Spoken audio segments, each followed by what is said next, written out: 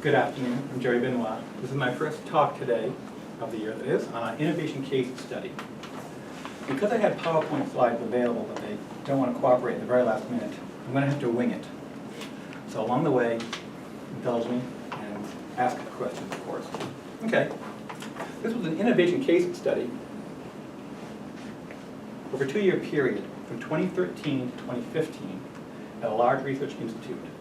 For confidentiality reasons, I can't name it, and I've tried whatever I can to obscure guessing. Unfortunately, because we can't show the computer right now, I can't show you the example of the products that the people created. That's kind of the main point. But you have to trust me on it. So the first part of this is during the 2013-15 year, the institution wanted to create an innovation lab and an information discovery attempt. This was motivated partially by a strong personality type. I'm going to draw on the board a few of the main things here.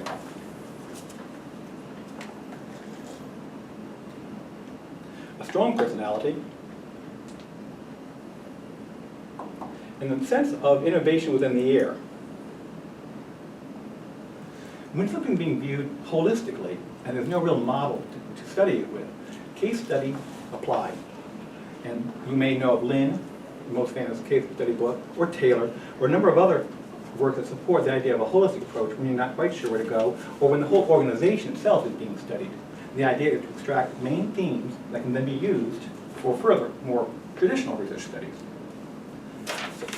This kind of follows what was going on in another study that Lisa Hussey and I did about large corporations and their data needs. That study was focused more on staff and their relationship to management and management of the chains.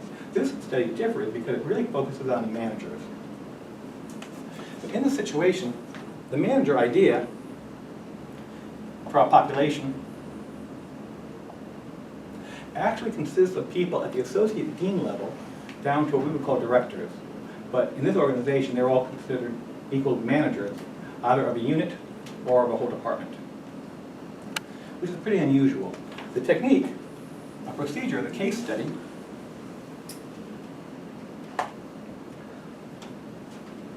as I said, the time frame was 2013 to 2014. Now, why would the staff want to be involved in innovation? Part of it comes from the literature. IMLS, the Institute for Museum and Library Studies, has a call to encourage people to do STEM and STEAM, science, technology, engineering, art, and mathematics. So there's a call for grant funding, which stimulates the library profession. But equally, there were changes in staff at this organization that brought about sort of the crisis. One of them was the addition of people from graphic design and people from computing, which kind of makes sense. But it also laid down a really crazy set of behaviors in the organization. From the top down, it's sort of a history. The top administrators are not included in the study because they were the limit of the study towards managers, and we can't generalize to other populations. And some of the bias comes from previous research. The top-down people had a conflict between other top-down people, essentially. And in this fight between the college and the library and archive and management LAM system, in that fight, something had to happen. This strong personality character came along and said, we need to do something, damn it, well, why are we here? So when you combine the idea of strong personality, IT needs, the professional sense of need to do something new, and administrative encouragement, once this was resolved, out came the different labs. Excuse me. These innovation labs led the organization to have an 80-20 approach, where 80% of the time you do your traditional work, 20% of the time you would innovate, which kind of makes sense. Now, if you think about it, how would you innovate in a library, archive, and museum setting? Well, that came sort of the crux. So, as one person said, the joining of the new staff all kind of took. There was a kind of innovation coming from around the edges of the institution because the center wasn't doing anything. And then another director and I, and a bunch of other people who were sort of innovative library types, were appointed to a committee to produce a report about how we can invent innovation at this library system. And we did that, but nothing happened. That was the first great disappointment for them. Another reason was the middle management people were looking up and wondering how to go. The leadership here, this is one problem they said, is because of where we are. If we were sitting in the main library doing things that we're doing, which is not focused on the need of our topical collection and user group, well, there's a legitimate angle for anyone coming into a topical library. What the hell are we doing library test kitchens for in a design school? Why aren't we more focused on the domain libraries? Well, let's begin the first crux. The issue of identity came up very often, and we'll end on that very point. Before the arrival of the strong personality, the point of view was that if there were design, it must be design school, not library. If it were anything with the computer, it must be the computer science department or the IT group, not library. That was the first issue that they had to deal with. So to help address this, it created a number of subgroups. The subgroups included an environmental scan of vendor products and build it by analysis, which is pretty typical. And then 3 vision groups. What other initiatives are doing? What works increasing staff education? What are the, quote, idealistic and theoretical standpoints instead of using a particular product? The third group was the usability group to develop and explore interfaces and test experiences from across the campus, but still pretty much restricted to the LAM staff. Sounds good? So, sorry. Question. So there was the Confederacy model created silos? Is that fair to say, or? There were existing silos, and many of these silos were somewhat data-driven and some were personality-driven. And this was sort of the problem. From these different groups,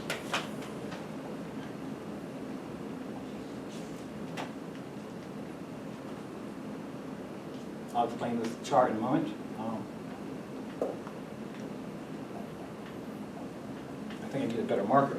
What happened is in 2013, there was a strong personality type who was leading the library group and encouraged there to be innovation. Out of that came the different labs that were segregated from each other. This came to be a critical point. Also at the very beginning, the IT group, which is over here, agreed to help because what the library was doing was library-like. And they said, we agree to help you when you're doing the library stuff, but now you're doing stuff that isn't library-like. And the staff responded, well, we actually are doing it. We just didn't know that we can create stuff. So out of these labs came a variety of software products and tests to evaluate them and other ideas. So they had built proofs of concept that were very, very interesting. The main idea, this writing is very sufficient, so I'll just talk.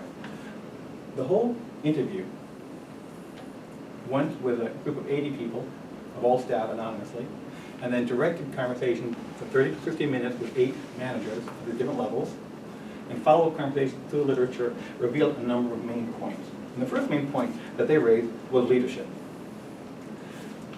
The interesting problem at the very leadership was the strong leader left halfway through, and a professor with positions in computer science and another field got involved. When the strong leader left, the professor was critical in maintaining these projects. When, after a while, there was a struggle in-house, and the strong leader left, the professor wanted only the work that he was working on to be continued. The staff finally had what was called the traditional leader, who returned. The traditional leader felt the library staff should do the more traditional work.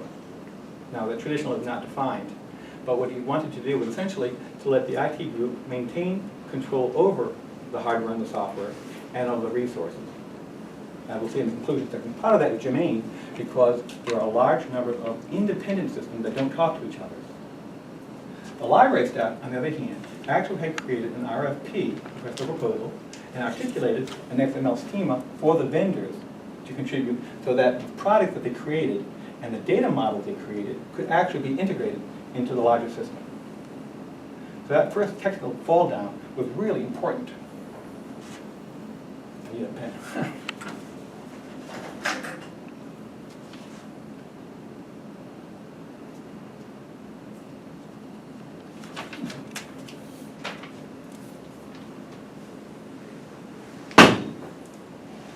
Here, for example, is a quote from the strong leader. The proposed Center for Innovation hasn't gone anywhere. The library was not innovating, it was stuck, stagnant, a big library. We couldn't get anything done. We still can't get anything done, and now we fear it's going to go back to how it was. A strong leader said, damn it, if we're not going to do anything, let's do something over here at his lab.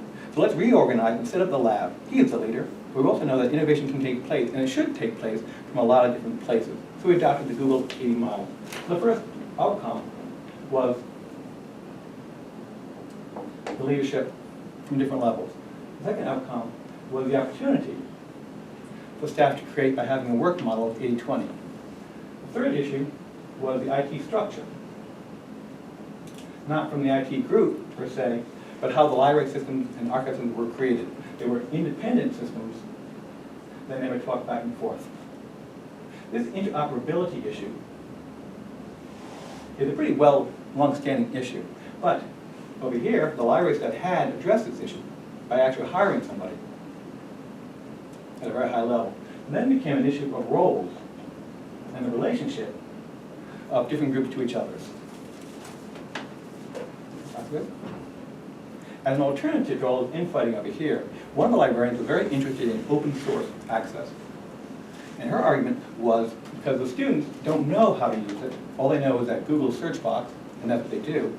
But when they go from a search to an article database to another database, and they can't figure it out, they just buy the article. So all these resources were being left. So the open source argument didn't quite carry the weight it needed. When dealing with open source collection of digital library objects, there is more room for innovation than the proprietary fields and journals.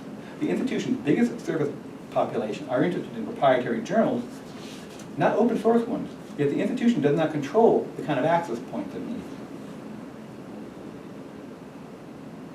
You'll see where this is going in a moment. We spend a lot of time trying to get the content prepared for different search tools, MARC records, archival records, image data, etc., and trying to update them in our existing OPAC system. A vendor was contracted who said the company could include browsable thumbnails in the interface without losing other functionality, which they could not do in the end. Many vendors came to speak to us, and a lot of other libraries. We had to negotiate and make decisions because no vendor would go where we needed to go. Kind of make sense? Ultimately, though, it was a question of scalability. So the great projects we created just sort of fizzled because there was nobody with the time to continue them. Once the 80-20 model was dropped, and the encouragement to go back to what they thought was traditional services, all the products that were created over here were abandoned. Some were contributed to the Digital Public Library of America, as an example, but essentially all the work was lost. And this had a very negative effect on staff morale, as you might imagine.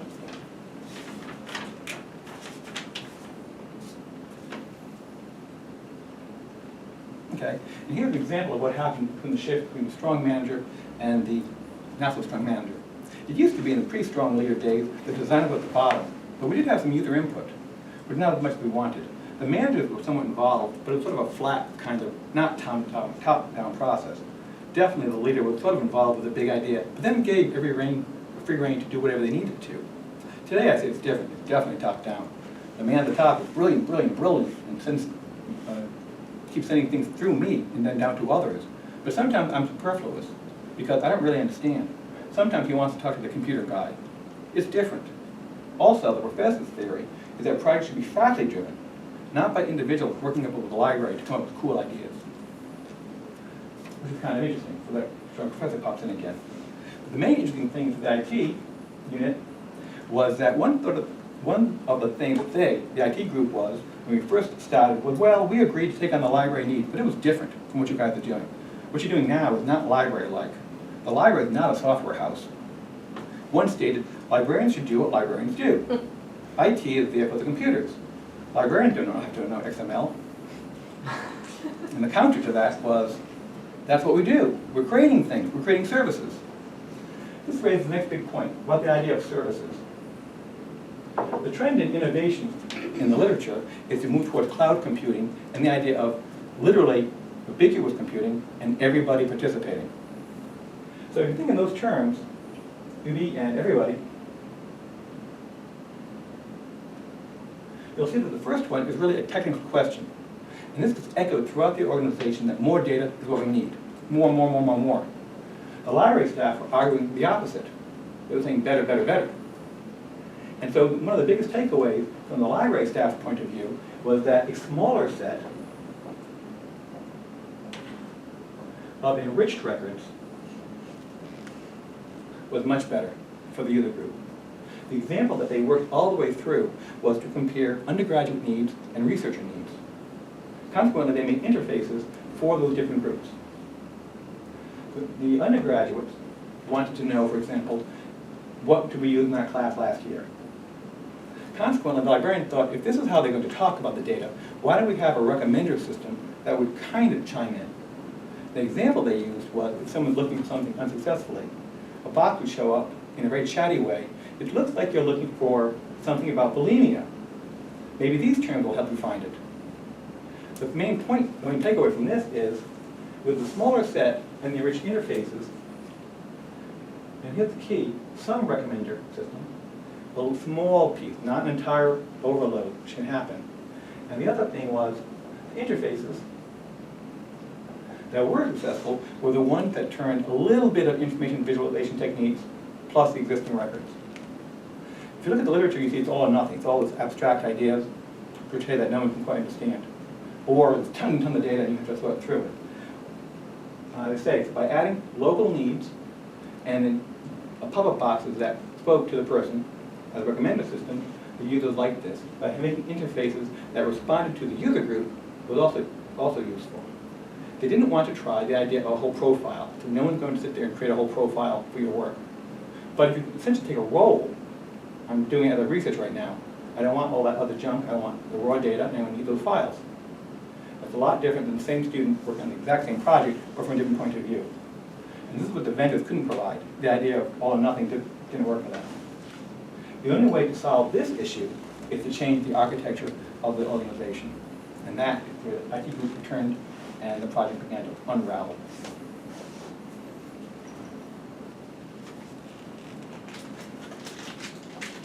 Okay, the next part has to do with money. Part of the project was a miscommunication about the idea of continuing the project. All the staff here thought the administration was going to continue to support the projects financially after they were done. So when the 80-20 plan died off, the idea was the project would somehow be integrated. This was never articulated. The second part is the IT group needed to have a sense of control. And with the loss of the strong leader and the push to return to traditional, the IT group won instead. And the compromise was to continue to support existing servers on the ground, but also move towards cloud and Amazon systems. So everybody had a role there. The idea in the original plan was that if you had a project that was successful, you'd go before an adoption board in the organization, just as if it were a grant funding agency. And you were supposed to convince them that your product was worth it. The idea was, as one person said, we can have these other kind of materials, but it has to be an alternative. So the problem with the leadership was innovation was encouraged, but no one planned for success. That was my biggest takeaway. As one person said it, and I think it's pretty cute, the conclusion of the managers was that small funds would continue efforts to remodel services and systems and create viable, scalable proofs of concept. The library staff, too, were the first to comment on data interoperability. But again, the staff felt that there would be a better computer architecture, modularization, and how would you get these things accepted? How flexible will people be? So the takeaway here was user training.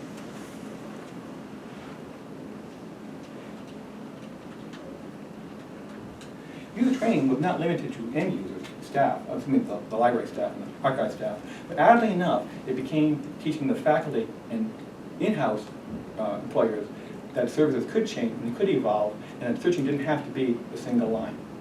That was the biggest resistance to visual change. The other thing had to be to training administrators.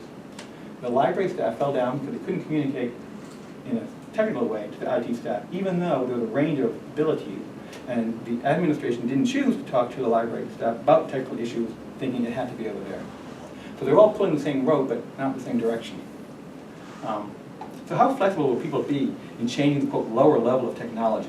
A bittersweet chorus at the other institutions, sure, not here. The library institution is so embedded, entrenched in its outdated architecture, and they keep it going with the same people. That's been a problem. We have huge masses of data, and we have a system that would have to deal with that data that don't talk to other systems. and this is an exact quote, and they keep building on that system, like piling stuff onto a desk, but it's a shitty desk, so I don't know. This gives you a sense of the people being very upset with their products going away. And what was the level of technology? A review of them pretty much showed on a scale of 1 to 10, they were about a 4, they believed. And we do have bright group here, and I still don't think they know how search engines work. The librarians do, and the people downstairs do, regular programming staff. No, I don't think managers do. Well, this is a pretty unusual set of affairs. No? Okay, now what's going to happen now? How are you going to do it? Well, once you've created something, part of the plan was it had to fit within the technical infrastructure. But that technical infrastructure was very, very narrow. For example, an analysis of the project to determine how much funding it would take is the next step. Questions were asked such as, what platform is it on? Is it written in Ruby? Yes. Great. No. Otherwise, don't bother. You'll have to hire someone to reprogram it. Well, this is really, really short-sighted in contemporary computing to be pegged to an individual language or to think that it has to be platform-specific. And this, I think, is pretty interesting. This particular person said they were very interested in the question about interoperability and getting library data via the API so that people can write interesting things with them. But that this person, although highly placed, is a lone voice.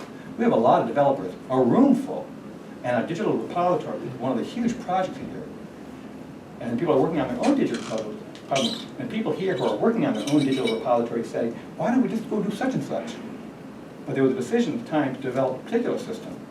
And there was to find differences in archival space and in library space, meaning she was talking about the archive people, because they didn't have a large number of resources, actually had to be creative in developing them on their own.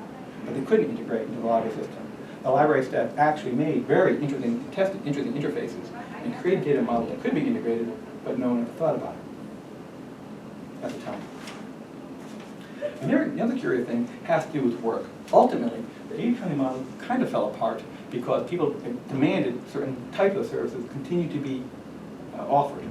And so what happened is the librarians were getting stretched. How can we continue to work if we're being told to do this? So some neat ideas came from the group, and innovation can start when people get together and discuss ideas. And they're not having the boundaries, but at the same time in the environment, they have to get work done. You can talk pie in the sky all you want, but the next day you have to get back to work. We did some innovation, but it wasn't dedicated, we weren't dictated to do innovative stuff. How you get there is how you get there.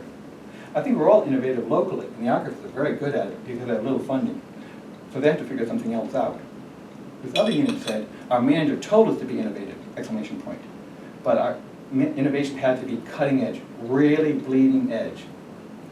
And so this is because of the stretch, as you see, if half of the group are noticing that a little change, incremental, from the users and the interface design and the data collection were working, how bleeding edge can you go if the experiences were changing back to traditional? And the staff began to unravel on that point. How about the end users? The end user experience was the same thing. The undergraduates, I can't draw you the interface, I can sketch it out as an idea. One of the interfaces they tried was, in this particular unit, they were planning to take a lot of materials that were law-related and made them available in a different interface. The problem was, one of the first problems was they were concerned about digital copyright. And so they got the Board of Trustees to approve the project.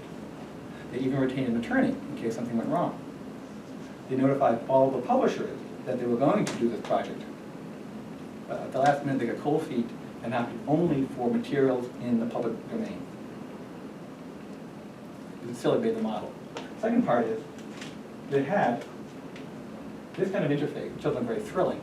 The main point is, with the representation of the concepts being used related to this area, a timeline for the cases, and then the actual cases, about 5 to 10 lines each, so you can scroll up and down and see. This kind of wayfaring is very common. We get the part-whole relationship, people don't get lost, but they would actually see it. This much visualization was actually approved as a good idea. Anything more overwhelmed the staff. By combining the traditional points with some visualization and interpretive context, people went along with it. So far so good? What if you're doing this not in a library? Well, that's just it. That was the best part. They said, let's not look just at the library. What else is happening? So one of the projects was, from the bottom up, to ask, what are people reading? And better than that, what's good? So the end question was, good stuff.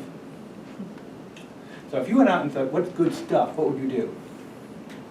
Well, interestingly, with that question, some people went out and actually put up boxes, plain old boxes. The sign says, good stuff. You remember that? Oh, we may have seen it around town. Good stuff. And the idea was, one was a box, another one they had a drop container, we could put materials in. Another place we could add a note about it. And the whole idea was, just find out what's good. And once you find out what's good, what do they talk about? And then take all of these. This is what the person thought was good and why. Here's what someone else thought was good and why. That why part was very important. And why. Well, now we get really bound up. What are people really thinking about? And the idea was to take all of these experiences and then capture it into the existing information system as a little enrich record. This project was really, really popular, and they even made a data model for it. But like all the other systems, it couldn't be integrated because no one had planned on it to be integrated.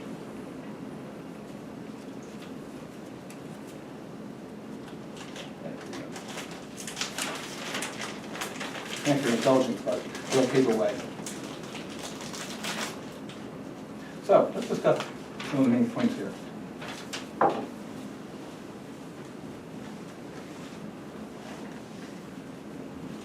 And I've not finished my analysis about these, but I think some of the answers fall into the practical and sort of the bigger issue. The practical issue really came down to leadership organization, leadership communication.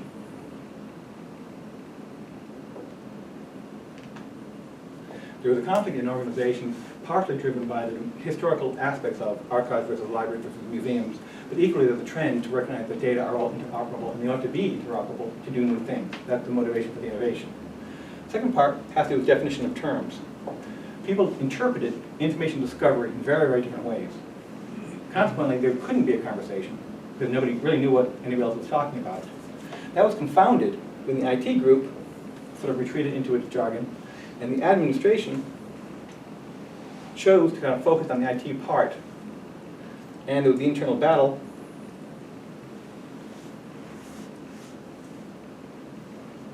between computer science, the design school, and the library, archive, and museums. This idea of interoperability and multidisciplinarity has been a problem for a long time across a lot of fields. The technical question was posed partially as money and partially as interoperability. But in fact, it was a lack of understanding about computing technology in general. I'll write the consequences over here in a moment.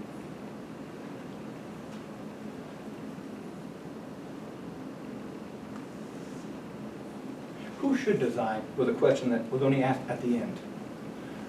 The original theory was that if we're going to be ubiquitous and everyone can design, go design. But at the end it became, you're isolated even though you're successful because we don't understand how you can be a designer. You are the designers. So the traditional model of roles came back in, and that undermined several things. One of the things that undermined it was the people's relationship to their own data. People began to see that if their data were shared in a different way, their own value at work and their own personalities would be somehow diminished. And that was never anticipated. The next one had to do with usability. The usability issue was to have not more and more data being presented through the same interface, but rather interfaces by role. And this is actually easily done, since in this particular organization, the institution is divided by different user populations as well as topics. So you could have, in the undergraduate library, interfaces just for the undergraduates that are pegged to being a student. That worked out much more efficiently. Good.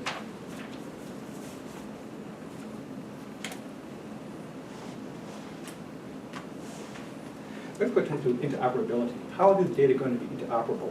This is a non-trivial question because as more people make smaller digital libraries, what's going to happen when they come together? A good example of parallel. There are two examples of a parallel, actually. One is from a smaller institution that did the exact same project, but in miniature. And because they were a small institution, everybody literally, from the janitor up to the head of the institution, worked together on these different interfaces and projects, and they were more successful. And they were also closer to their users, and they could create interfaces that were more responsive. Slight difference is they were more visually oriented, and people tend to respond to visuals more fully. Another institution is BPL, Boston Public Library. They're taking a completely different point of view in a very good way. If you haven't been, go ahead and take a visit. The driving force there is to integrate the arts and culture, to make a space that is not defined yet, so that new things can happen, to update existing resources in new ways. If you've seen the teen room and the children's room, you'll see it's very different from the old library point of view. And population there has increased. Okay. Sorry, my thought. That brings back into operability part. Going over here as the bigger questions. Bigger questions come to organizational communication. Organizational communication writ large kind of plays an important role here. Other companies are trying new things. Mitsubishi, for example, has turned to storytelling. Actual storytelling, where the engineers sit together and they have coffee and they draw on napkins and they chit-chat and they tell a story. That's being used and has been studied as a way of getting ideas away across that sort of overrode the different divisions of their units. So it's kind of fun too, I think. The IT issue is still a long-standing one. Traditionally, the client server and also your server, you have a variety of poorly drawn services, some of which are local and some of which are external. The idea was always for computational efficiency to deliver something quickly. With the integration or reintegration of smaller digital libraries, for example, digital libraries and other projects, they don't get integrated. Some of them are statutorily required because of buying a product, you can't. And the main point was that the administration thought all of this had to be together. And that overwhelmed people. In computing, many people don't like to have the idea of the intermediary systems, but an intermediary system is more flexible to end user needs and can actually be done, but it requires a enterprise-wide census model of data, which requires a huge input, and many people don't want to do that. And it conflicts with personalities. The education part was particularly important because both bidirectional. The technical staff did not understand the library content, but they had the ideas down. The management didn't understand what the staff could do. The staff had differing levels of technical sophistication. So consequently, they would form into small groups. The counter to that is to have groups that can flow together more often. And part of that was job sharing or being transferred to different units, like in surgery, or rotation. But that, of course, requires a thing too. So finally, these two options here, the usability and the interoperability are the last two pieces. Usability is something one has to do, of course, but because these systems come prepackaged, you can't add anything unless you go to this kind of architecture. And that's a major capital investment. And the interoperability continues to be an issue here, not least of which for cross-language IR, the different human languages have to play together, but also the data model. The data architecture is insufficient, even though there are techniques to marry it. So what would be the next thing? Well, it started with the idea of identity. I mean, it's a big thing. The roles and identities of people are evolving, but the library staff is not successful in communicating that to other groups. This is the same thing that Paris found in her book, School Library Clothing, because physical and intellectual isolation from other groups marginalize the group and they tend to get closed. And that's what happened in this situation. The identity of the staff was affected, as I said before, by the morale of having the project canceled. So where does that stand? Well, it beats me. The only conclusion you can take away is that, as it described, the project had anticipated innovation, and people made innovation. They tested it in different environments, and were very creative with the out-of-the-box thinking, but there was never anywhere specified anywhere in any of the plans at what would happen if they were successful. So since there was never a plan for success, no matter how good these parties were, or what they learned from them, they couldn't integrate them into the library system. It's a shame. Thanks for indulging my fast-paced tour of 2 years compressed into 20 minutes. Any questions? If you want to read the paper version of it, it'll be on my homepage after I finish editing it. And any comments are welcome, because I don't think I did quite the analysis justice in our quick little talk here. And I'd love to hear what other people take from it, so not so focused into the machine. Yeah. Based on your investigation of the relationship between IT and the library departments, Mhm. which is something I'm interested in, whether it's a research university or a small college, Mhm. what do you think that there are advantages to maybe housing the IT and library under one leader, or do you have any alternative models that you think are more successful? That's a great question. It all depends on the upper management. I'll give you an example. The library system at UC Berkeley was merged into the general IT unit. The IT unit communicated directly to the chancellor, who himself was a chemist. And the problem here was that, one, evaluation of human services was reduced to merely counting. So they expected numbers. So it wasn't any longer how well you helped, how many you helped during the day. That was an unforeseen consequence. Second, everything was viewed as the computer must be it. As one respondent, she pointed at the computer and said, they think that this will solve everything. It won't. It needs better data. So I guess it really boils down to is, from this point of view, the one model that's typically done is that the IT speaks with communication to the upper levels. But if you want to have something, I'm sorry, I think I'll turn to here. If the IT unit here allowed a participant like that, that would be better. Now, how does it typically work? Well, the biggest problem here is the obligations and the reward system of many IT units is not really about the user, it's really about the maintenance of the system and the maintenance of the contract. So I think a restructuring of the IT department is actually the first place to go. Putting it under a technical manager will change the dynamics of what's valued. And in Eclipse, what Boston Public has noticed, the return of arts and culture into a library system. You actually hit upon the nail on the head. If we take the idea of value, the value added question came up. How can we add value such that a numeric organization will understand it? And this was left open. No one quite knows what it is or how to evaluate it, because most of these studies of value were qualitative. And did that answer the question? I'll come here. Yeah. This is why I think the education part might help. In a similar situation, I watched 3 staff people try to figure out how to convert one file into a text file in order to have import something else. It took them half an hour and still couldn't figure out how to do it. That's a low-level technical skill, and pretty important when it comes to data interoperability. So part of it is to raise the technical knowledge of the staff, but also to adjust the expectations of the IT and the administration.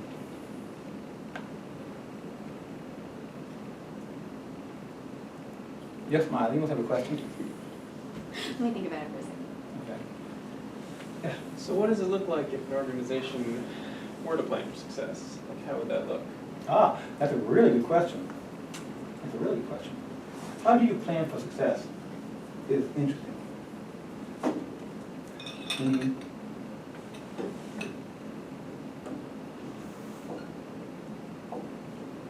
This is a really abbreviated version of the waterfall model from systems analysis.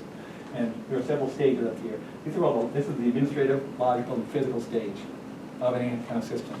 This first part here is the project in miniature. It is project selection and initialization. This is where an organization typically looks at how much a project would cost, build it by analysis, what might be the return on investment, is it worth our investing into a commitment of a larger project. That's right here. If you build in this part here, what people have fallen down on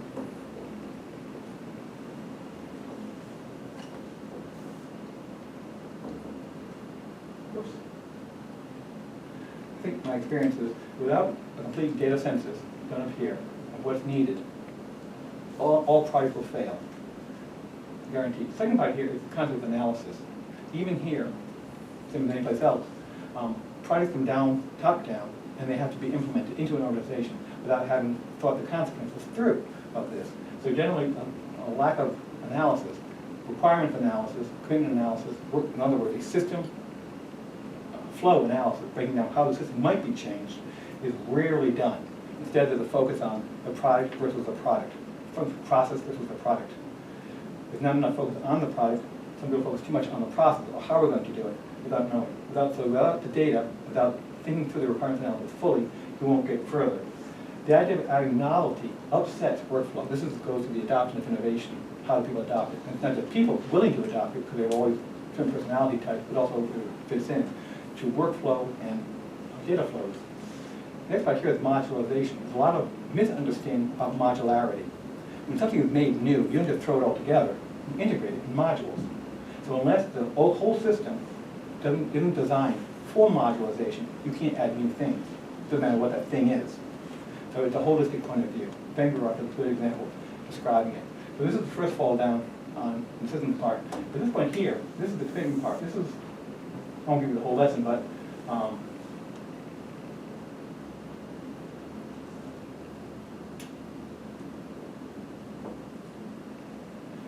this commitment phase over here, where documentation is generated, users create screens through JAD and RAD, joint application and rapid application development. This is where the things are tested, and it's bi-directional a little bit. Once all this is done fully, which has not been the case, then you would see, as part of network analysis, how the new ideas would fit into the new flow. This was not done. Consequently, they didn't have a place to plug it in. This is all the logical analyses over here. This shows what could be the case if we did this. This is how this interface would work. This is the kind of data we need. So actually checks and balances. The point about is it in Ruby will support it from this particular organization show the lack of understanding of this part here. Generally, from the analysis part over here, all of this is done to be independent of platform, independent of individual personalities, so that when the documentation is passed over, whatever the current technology is, the logical model can be executed. This was not considered. And especially maintenance. Maintenance aspect was not considered either, because if you're not thinking of how you're going to get it in, no one's going to think about how you're going to maintain it. The maintenance part is what affected the staff role and relationship most. Does that make sense? So, in point of fact, when I do a consulting gig, I have a little manual of systems analysis that I give to the managers, and it's fascinating to see all the heads nodding, yes, this is true. So people they have the concept and the experiences, but no vocabulary to describe it. And when they have a little bit of vocabulary, it's very successful in communicating to the staff what's going to happen, so they're more willing to adopt and willing to talking the talk essentially to the administration. So, oh yes, I understand taking a system approach, that's fine. When we marry that with standards, that alleviates a lot of the fear. What happens if you build it and it won't work? Well, you can still ingest the data into something else. It's not lost. And I guess the biggest thing is this. Innovation as practiced in this organization didn't accept the idea of risk. What if someone did blow it? They were so fixated on a small risk that they failed to see the big positive picture. So you can't have innovation without accepting risk. You're up. I guess I had a question about if you had encountered any resistance among faculty or students who would be given to innovate based on who would own the product that they produce, like if they left the university and wanted to move on, things like that. That is actually a great question, and I should have put that one earlier. The students who participated were happy with it all. They didn't work this, so they didn't care. They enjoyed that part. The library staff, a majority, wanted to make sure that the traditional access points and whatnot was maintained, while the innovative ones said, yeah, we can do it, as long as we can make an alternative, so they were ready to go for that. The professor one, it's really interesting. The professor personality up here I told you, because he had to dominate everything, he came to view the product as his work, and all these processes were for him. So, I think I may have drifted off the point there, sorry. So in terms of ownership, the professor felt he owned it, and that the faculty should own it, and the library should serve as the old model. The students didn't care, although ones who make an interface do want to share them, and they get pretty upset when they're not integrated as they were suggested. The library staff varied by where they were. I know here, for example, when students create materials for classes, they get really disappointed that the material is deleted at the end of the term or when they leave. Which, by the way, It's not going to happen with my participatory computing project, which you'll hear about next. Basic question? Mhm. Okay. So I guess the question of educating the expectation before they go into it. It's funny you say that, it makes me think of CS50. Build everything, you know. Yeah. Middle table?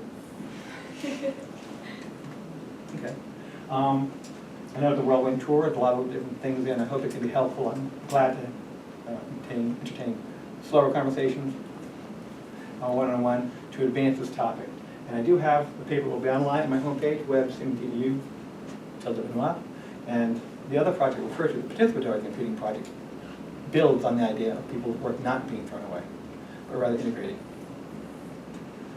Well, merci. This time we have enrich,